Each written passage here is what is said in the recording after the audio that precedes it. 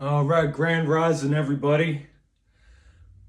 Gonna do some lymphatic release, a little bit of movement. If you guys want to put your phones down, you can do it with me.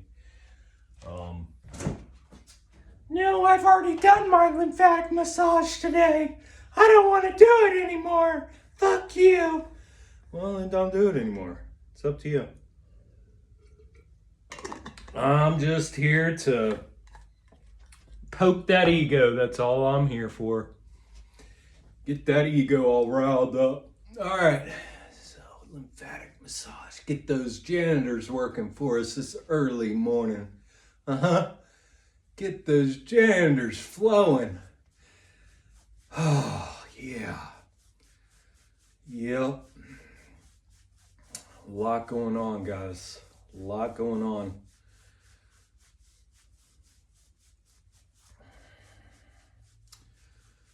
I mean, just this right here. I mean, look how important this is.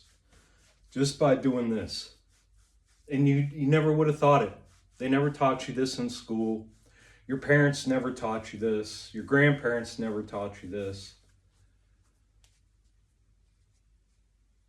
Your teachers, your lawyers, your presidents, nobody.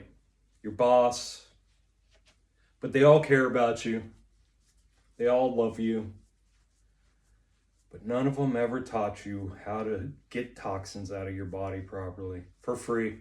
For free. That's the crazy thing, for free. They taught you how to toxify your body. They taught you how to poison your body. Oh, I think about that. I was thinking about that this morning. I was like, man, if we don't get our self-talk right, then we're fucked, because the only reason we would poison ourselves, the only reason an eternal soul occupying in charge of the most advanced, highly intelligent biological system on this earth would intentionally poison themselves. Okay, let's say unintentionally, when we were all in that zombified stupor, right?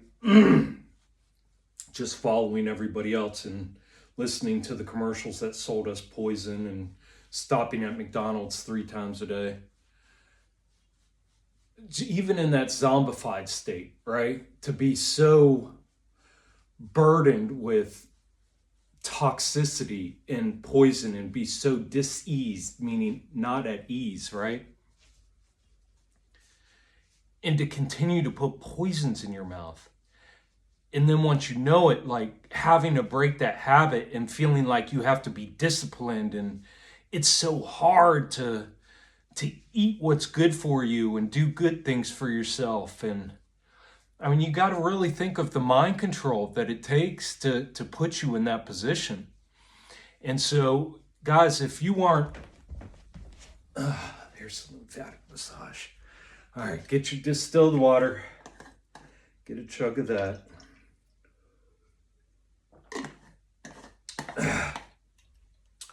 So the only reason why somebody would do that, I mean, I think about it, I'm like, in a proper society, if we were to really be like a humane society, right?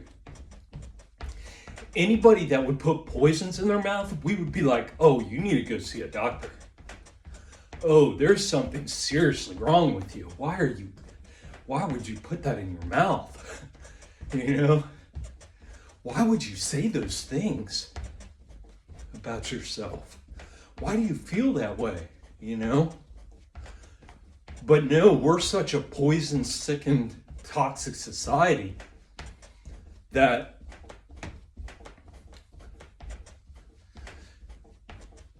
everybody's so sick and diseased and zombified and in that hive mind, that minion-like state, like lemmings following each other off the cliff.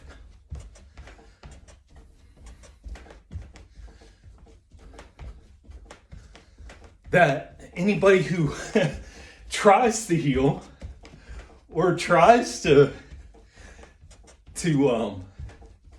not participate in poisoning themselves gets laughed at and mocked right?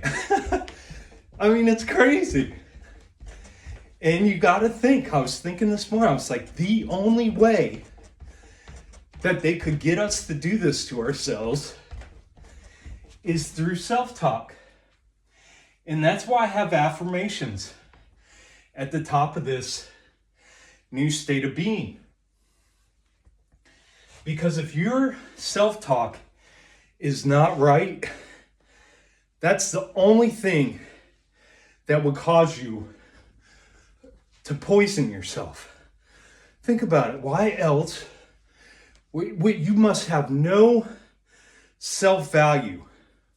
You must have no self-worth to poison yourself. To do something that you know is not benefiting you. You know, short term, yes, it's like a drug. But imagine, picture driving through a city and seeing the crack addicts and the fentanyl. You know, they do that bend, the fentanyl bend, the fent bend, I think they call it, where they're just standing there like that in the middle of the sidewalk. Just standing there, not moving, right? So, you know, with food, it's the same thing, or so-called food with these fake foods. It's the same thing. It's a poison, just like heroin, just like alcohol. In fact, it's more addictive, harder to come off of, a longer withdrawal period, and yet, you know, because it's normalized in society and in our culture, we can sit there and point at the guy doing his fent bend in the middle of the sidewalk and laugh and go, or, you know, feel bad for him while we're sitting there passing him by eating McDonald's and drinking liquid crack. And so it just shows you the power of the hive mind and how easy it is to fall into that cultural and social norms and what everybody else is doing it. Well, the doctor said it's okay. The president eats McDonald's. This happened, you know, and we just justify and excuse.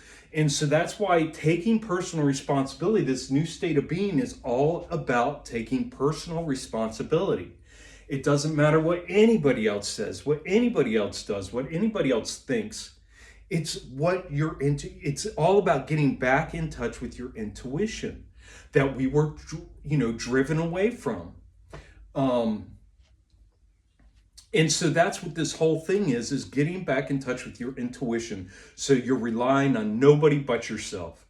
You have such a strong trust and have built such a solid foundation because you have taken the steps to prove to your childlike self and to your body, to this highly intelligent, guys, this body's so freaking intelligent, it's unreal.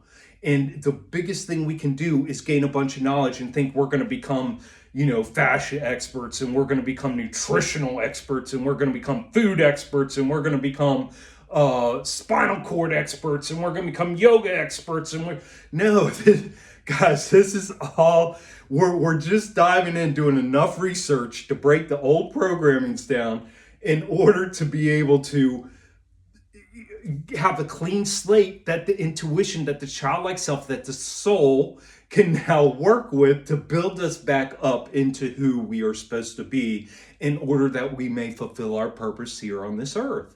And it's so simple, but it takes that childlike state. You have to bring yourself back to that childlike state. It is, as long as you keep on going through this as your intermediary between your soul and your body and the way you're living, it's never going to work. It will never, ever, ever, ever, ever, ever, ever, ever, ever work.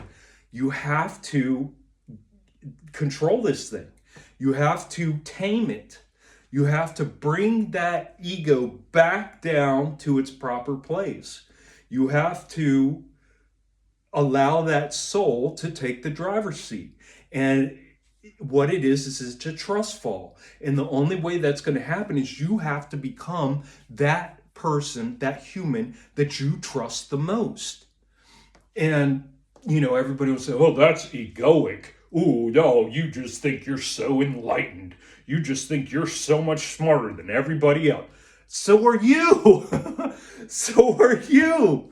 I'm just smarter than you and you're smarter than me. It's that simple. If we all did this everything would just, all this chaos, all this craziness, all this confusion, all this manipulation, lies, deceit, everything, all of it, the veil, the false matrix would just crumble, and then all be left on the blank slate and we'd all be on even ground. Period. There would be no, I know more than you. Oh, I got to go over here to learn how to fucking tie my shoes. I need to go over here and learn what's proper to put in my face. No, there'd be no more. You would know. You would intuitively know. It's just, as a child, in that pure, beautiful, childlike state, we got ripped away from, the soul got ripped away from the driver's seat, and the ego was placed, all right, you're in charge now, because this is just too much. It's this whatever they're doing out here on this earth is all about survival. So good luck, right? And then that ego took charge, and we just, over the years and years and years, is the more we compromised our inner self, our true self, our essence, in order to be able to get along in this world and make it, right? Every decision we made that just separated, that made that chasm wider and wider and wider between authenticity and what, in the false image, you want to say, well, you're being authentic. No, it's the false ego. It's the false self. It's the representative. It's the one who will mask. It's the people pleaser. It's the go along to get along. It's the survival expert, right? And so it's just returning, it's returning to that childlike state, and it takes complete humbleness. I had to humiliate myself, literally humiliate myself. I mean, I put pretty much all my shit, dirty laundry out there through these YouTube channels. I mean, pretty much everything bad I did, I put in these YouTube channels. You can go back and watch my old videos and hear my confessions and the shit I've done. And I have no problem admitting to anything. It's because I realized that was the old man. Like I said, just in the past year, there's days where I've gone 6 times throughout that day and been and grown so much, and allowed the grace to have a shift in perspective so deeply that 6 times in that day I was a different person. By the time I went to bed that night, it was a completely different person 6 times over. And this has been a daily thing for me. I'm finally getting to where that's slowing down for me. I'm still shedding old skins and still, gaining shifts in perspectives, but because now I've become so in alignment and healed so much and shed so much, a lot of that work is done now. And so now I'm in that growth phase. I'm starting to move into that growth phase.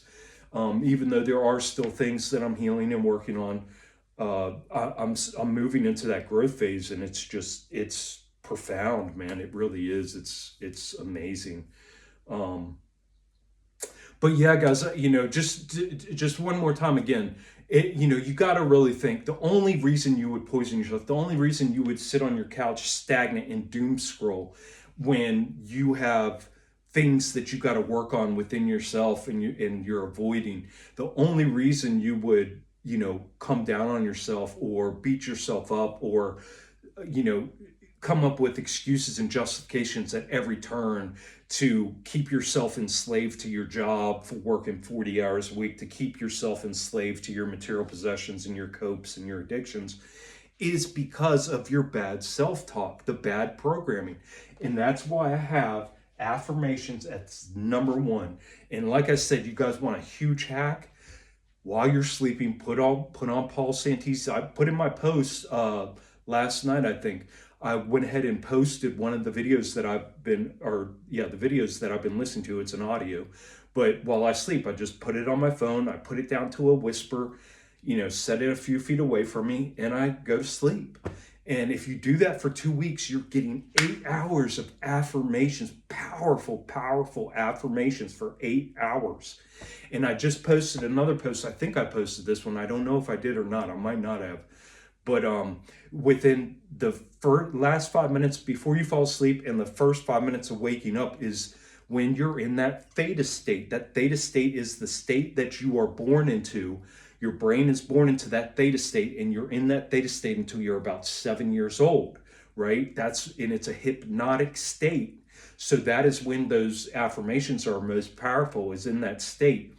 And that's when you're just taking it in. There's no subconscious arguing or fighting it. It's just like getting in there. It's, it's reprogramming.